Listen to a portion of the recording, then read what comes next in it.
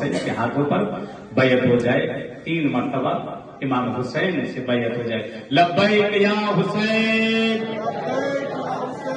لبیک یا حسین، لبیک یا حسین.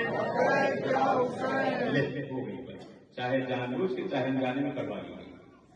دیکھیں امام حسین کے ہاتھوں پہ ہاتھ رکھ کے ہم نے بیعت کر لیا. آقا اے میرے مولا، آپ کی بارگاہ میں ہم نے وعدہ کیا ہے آقا کہ ہم آپ کے ساتھ ہیں، آپ کی نصرت کے لیے ہم تیار ہیں. لبیک یا حسین کا مطلب یہ نہیں ہوتا کہ چوری چماری اور دیگر لوگوں کے مال کو کھا جانا.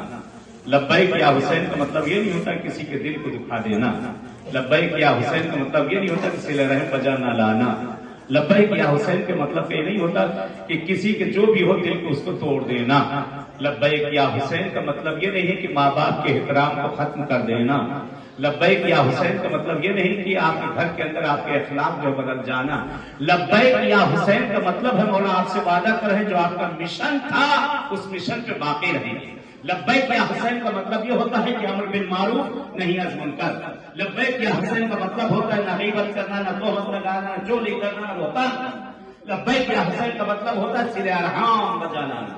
لبیک یا حسین کا مطلب ہوتا ہے چھوٹوں کا احترام کرنا، بڑوں کا احترام کرنا. لبیک یا حسین کا مطلب ہے احفظ لسانک تعز. لبیک یا حسین کا مطلب ہے اپنی زبانوں کی حفاظت کرنا، اپنے زبانوں کو ذکر الہی میں محفوظ رکھنا. لبیک یا حسین کا مطلب ہے مولا جب بھی آپ پر وقت پڑ جائے ہم لوگ آمادہ ہیں آپ کی نصرت کے لیے. ہر طرح سے انسان تیار ہے.